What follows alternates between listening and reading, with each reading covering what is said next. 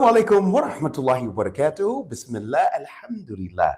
As-salatu was-salam ala rasulillah wa ala alihi wa ashabihi ajma'in. Welcome everybody from around the world. My name is Bilal Abdul Kareem, and this is the BAK Show. We're going to be discussing things that are important to you and to the Muslim Ummah at large. Of course, I am your host, Bilal Abdul Kareem, and we are coming at you live. So we encourage everybody to bring your questions, your comments, and your concerns.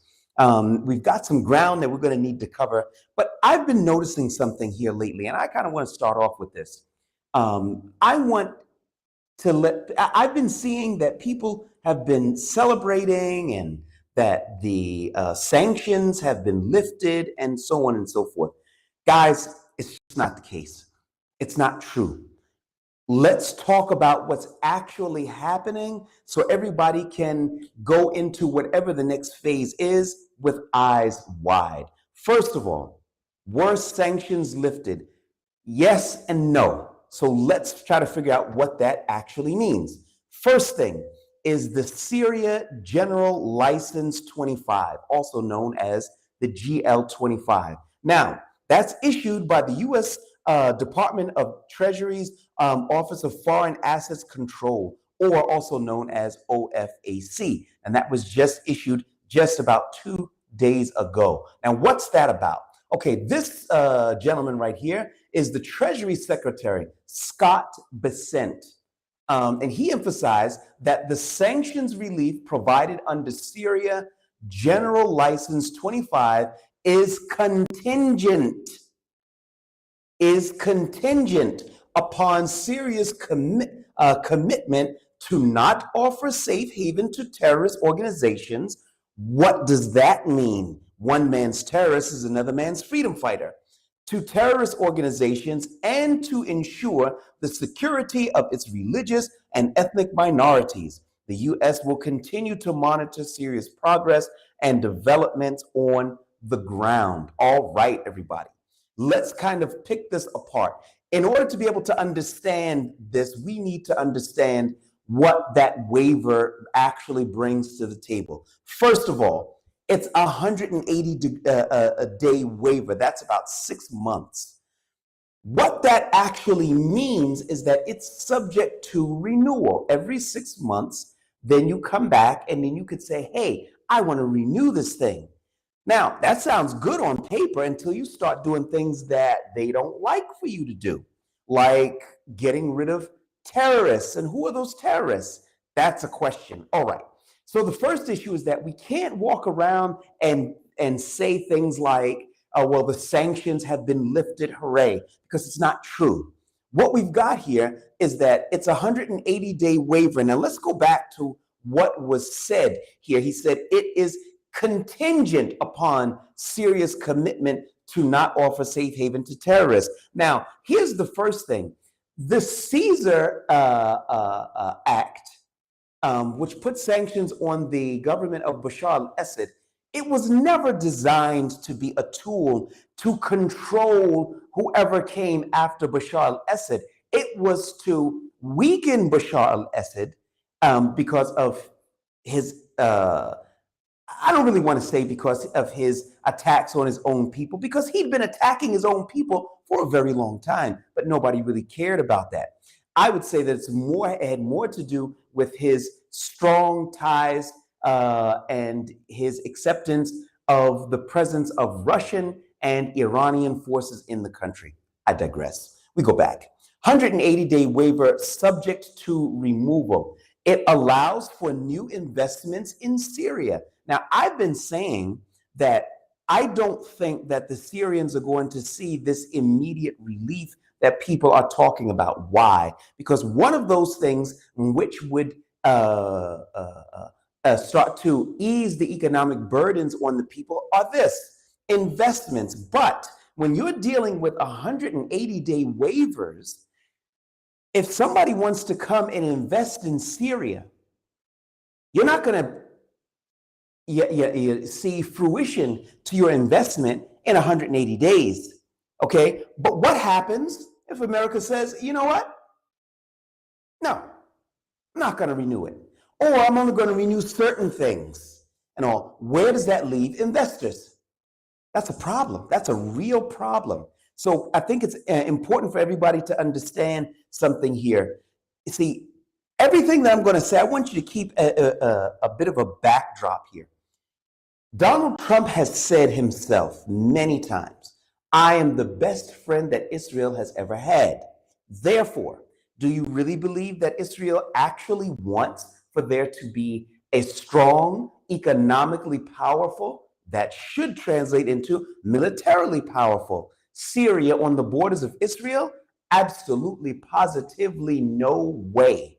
He will never allow something like that. So we have to understand all of this in that context. 180-day waiver, do what we like, or we'll take the waiver back, because the sanctions haven't been lifted. There hasn't been a single sanction which has been completely lifted. They're all on waivers. Next, it's subject to renewal. Next, allows for new investments in Syria. Yes, but if things go south, then investors are going to lose their money. So that's going to make somebody who's looking to invest millions or even billions of dollars in Syria a little bit scared.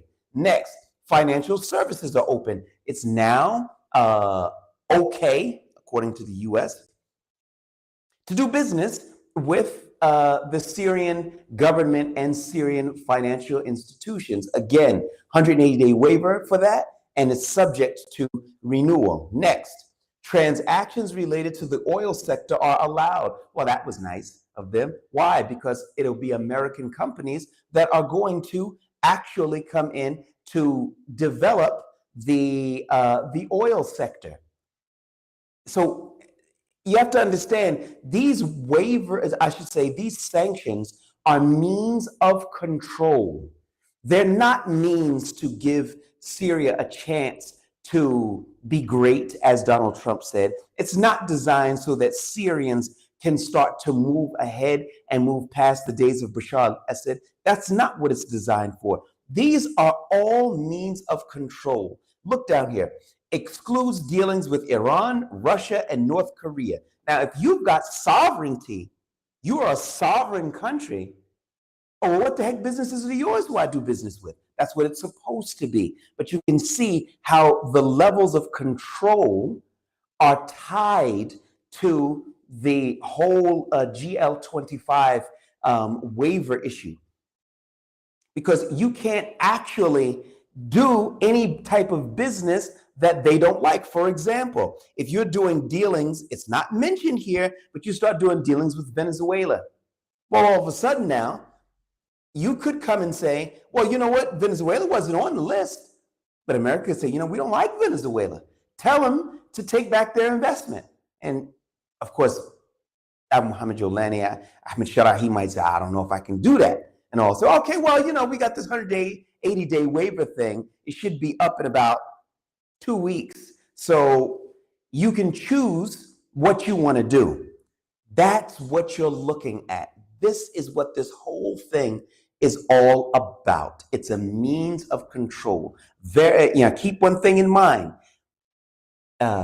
Israel and America are one and the same. They're not two entities. But before we continue here, I need you guys' help. I want you to help me to do something if you possibly can. And we're going to get right back to this. Please do send in your questions and your comments. Look, guys, we are doing a project here. It's called Voices of Truth. Voices of Truth gives a voice to the people who lived under the oppression of Bashar al-Assad for decades. I should say the Assad family for decades. And now they have an opportunity to tell their story. Why is that important? It's important because those who don't know their history are doomed to repeat it. So these are going to be short interviews by people who were in Bashar al-Assad's prisons, family members who their loved ones were arrested and never came home. Other stories, even stories of those who committed atrocities and acts. It's going to be on Voices of Truth, inshallah ta'ala. We've begun this project. I am heading this project, and we need your help. Take a look at our crowdfunding page. That's on medina.com/voices of truth. medina.com/voices patreon.com/voices of truth. Please do take a look at it. We need your help, brothers and sisters. We're going to be unveiling our website this coming Wednesday, inshallah ta'ala, which will be the first of Dhul Hijjah. We're excited about that, and we want you to be excited about it too. Okay, so that's Voices of Truth. That's medina.com/voices of truth. Let's go back and let's take a look and see what we have here. Before we begin with that, we're just going to wrap this up right here. So, brothers and sisters, please do be careful about celebrating that the sanctions have been lifted. They have not. This is only a means of control. Now, you might sit there and say, okay, well, look, Bilal, what do you expect the people to do? Okay, the sanctions are in place. They have to eat. What do you want them to do? First of all, to be real with you, Syrians were eating before Donald Trump lifted the sanctions. Things were not great, but also this is scary because you're turning Syria into an Israeli-friendly territory, and the Israelis are not friendly. There's no way in the world they're going to see a strong Syria on their borders. And what happens is that when you give away your sovereignty, then you actually don't have a way to stop them anymore. Your economy is totally connected to whether the waiver is going to be given or not, and you've got to bow down and kiss the ring every 180 days. It's subject to renewal. If they don't like it for whatever reasons, they don't have to get up there and give you a complete reason because you did this, you did that. And if you stop doing this, stop doing that, they could just get up there and say, nah, man, we ain't doing it. What you gonna do about it? And that's the reality of the situation here, brothers and sisters. And Allah knows best. All right, let's take a look and see what Gourman 4444 says. He says, Salam alaikum, Bilal. Oh, bro, what? Walaikum salam taikatu. Who made the paintings behind you? These paintings are the work of a man called Abu Shakir, and he's here. He's in Syria, and he is a great artist. I want to show, I'll maybe take some more pictures and show you some more of his work. He's from Homs, moved to the northern part of the country, fleeing, of course, the tyranny of Bashar al-Assad, and maybe we'll have him on one time, inshallah, and you can get a chance to see him. Okay, we've got the Lion Amir, and he says, will the new Syria be friendly to foreigners? Well, we don't know that, and I'm going to be honest with you. I'm not going to sugarcoat this. The foreigners are concerned. Well, if I say that they're concerned, it means that they're more than concerned. Why? Because it's very crystal clear that Donald Trump and the U.S. administration and the West in general sees foreigners as potential troublemakers. Why? Let's talk about that. First issue is that they see the only system which will stop their worldwide hegemony, their worldwide power grab, is only Islam. It's not any other type of system, not even capitalism, will stop these people from trying to control everything. The only system is Islam. Now, with that in mind, they see foreigners as people who came to Syria for one reason only, for Islam. And they're feeling that as long as those foreigners are there, then it's going to make it very difficult for us to subjugate the Syrian people because they're going to keep making trouble because they want Islam. That doesn't mean the Syrian people don't want Islam either, because some of them do. But the issue is the way that they're seeing it is that if you can remove the foreign fighter element, then you'll be taking a big step towards subjugating the Syrian people. Now, if that's true or that's not true, Allah knows best, but that's the way that the Westerners are thinking. That's why it's oh so important for them to continue to reiterate these different talking points, like, for example, not offer safe haven to terrorist organizations. They don't mean terrorist organizations, people are going to look to blow stuff up and everything like that. No, they're talking about people who are calling for Sharia. That's the reality of the situation, and Allah subhanahu wa ta'ala knows best. So One of the things that Donald Trump called for is the removal of foreign fighter terrorists, foreign terrorists from Syria. Now, you've got to understand, anybody who wants Sharia, who thinks that Israel is a bad idea, to Donald Trump is a terrorist. So that leaves some of the muhajirin, or maybe more than some of them, quite concerned about what the future is going to bring, because they actually, at this moment in time, have no real official status. Many of them don't even have ID cards. So it's a little bit of a mess. We're going to have to keep following it. And let's take a look and see what we've got up next. Okay. The Lion Amir comes back and he says, it might not be a shara, but it can be the next guy who knows that, who knows that's why we have sabr. We have to be patient, you understand, but you have to patiently persevere and you have to keep moving towards that which is good. And we ask Allah subhanahu wa ta'ala to guide Ahmed Shara to that which is good and correct, because his guidance is of significant benefit to the Muslim Ummah. Ameen. So may Allah guide us and guide him. Ameen. All righty. And we've got here Tamjid Islam, and he says, God bless free Syria. Ameen. Ameen.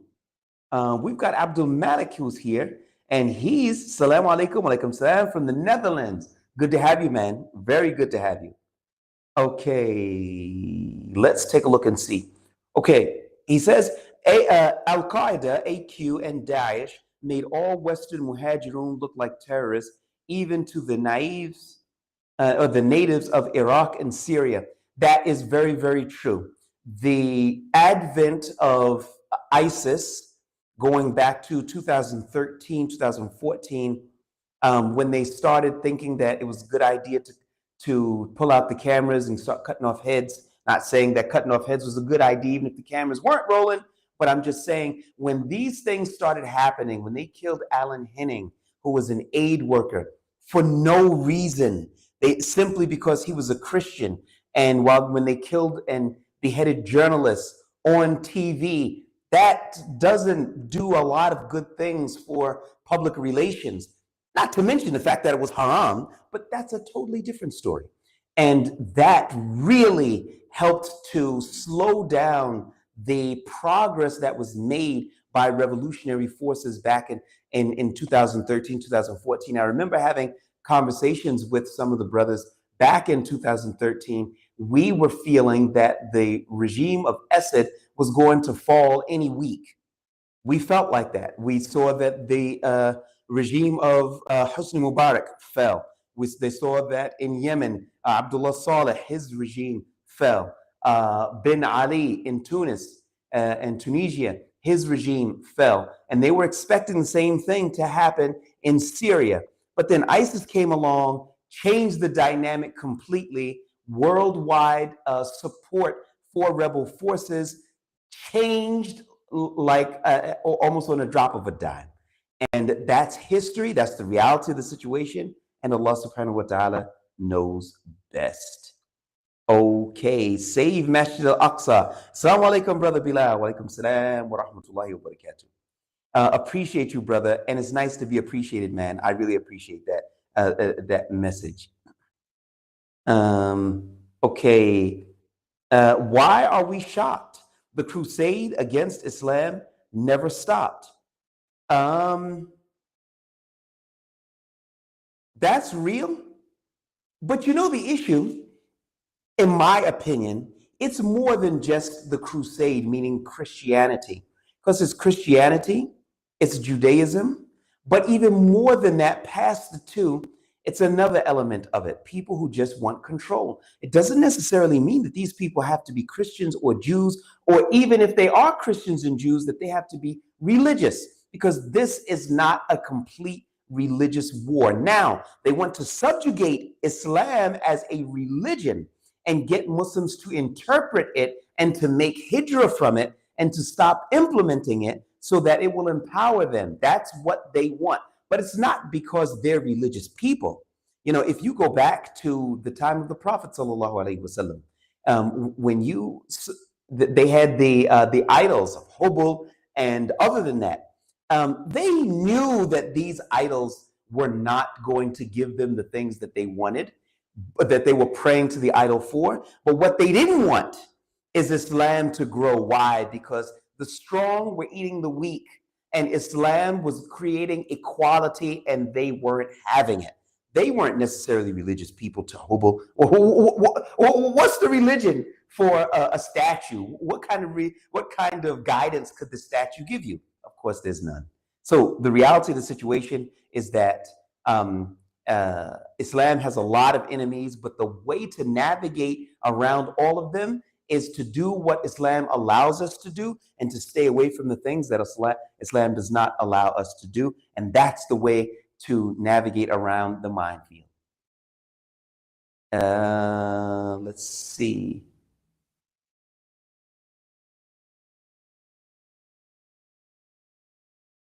Okay. A says, we've got here, Hizb ut-Tahrir made many claims that they led the Syrian revolution. We all knew that they were lies, but what is their script now when they haven't achieved anything? Here in Syria, I don't know of a single battle that Hizb ut-Tahrir led. Maybe some Hizb ut-Tahrir members may have participated in the ranks of other groups, but they didn't lead any battles. Full stop. That's real. I mean, anybody that will tell you other than that, it's just not real. They call for Khilafah, and I think that that's a good thing. I differ with them with some issues and such like that, but I don't see them as a real threat to anybody. They've got their perspective and the way that they look at things. I don't always agree with that, but I don't agree with everything my wife says, and she doesn't agree with everything I say. Okay, that doesn't mean I would be putting her, locking her in a room and tell her don't come out until she agrees with me. Yeah, no. Yeah, that's right. I wouldn't put her in a room, or shouldn't put her in a room, or something like that. Okay, well, I'm going to get in big trouble when I get home. All right, next.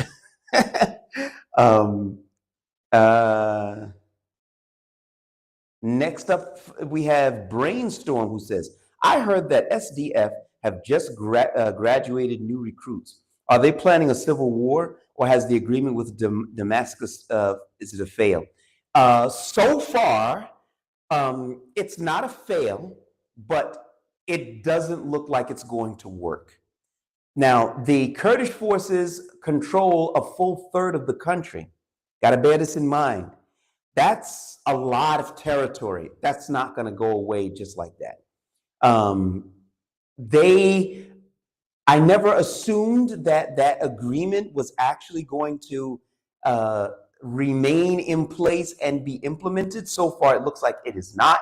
Certain territories in which they were supposed to pull back hasn't happened, and so on and so forth. Now, there's even been statements that the PKK are going to dissolve, but they're new recruits. I don't understand that. And neither does anybody else. So I would say don't count on their sticking to the agreement. Don't count on it.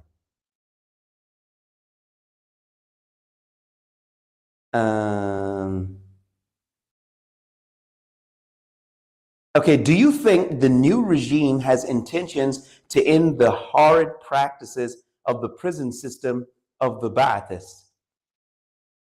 Yeah, I think that they have the intention that the prison system is not going to look like Bashar al-Assad's prison system, and that's a good thing. After having said that, we haven't arrived to where we need to be. There's still torture, there's still indefinite detention, and there are still gross miscarriages of justice that are not acceptable when we have the Quran and Sunnah. I'm going to say this again. That are not acceptable when we have the Quran and Sunnah. Why?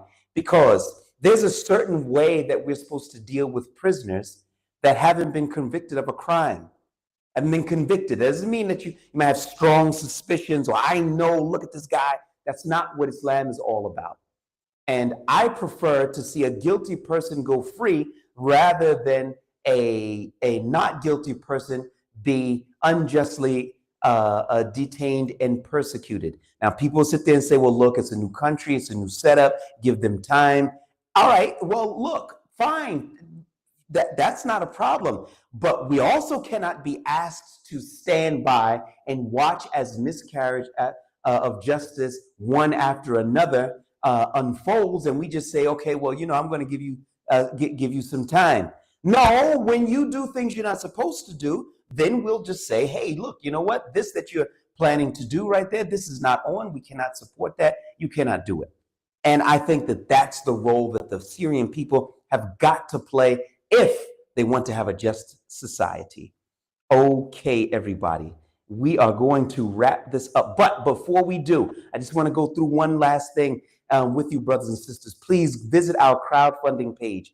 That's medina.com/voices of truth. We are, and I am heading a project where we're debuting our website this coming Wednesday, inshallah ta'ala, which will be the first of Dhul Hijjah, wherein you will be able to see videos constantly updated of those people who were victims of the regime of Bashar al-Assad, family members whose loved ones never returned home.